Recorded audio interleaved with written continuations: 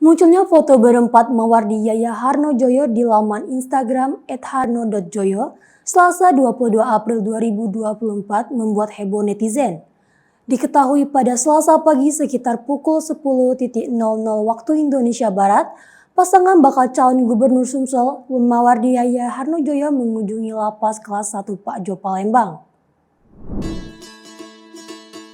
Kedatangan tim Mahar bersama Panglima Perang Mahar Syahrial Osman guna membesuk mantan Gubernur Sumsel Alex Nurdin.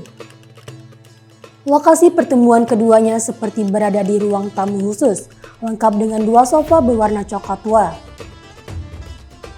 Usai berjumpa selama sekitar 1 jam sekitar pukul 11.09 waktu Indonesia Barat, pasangan ini bersama timnya langsung pulang dengan menaiki mobil putih.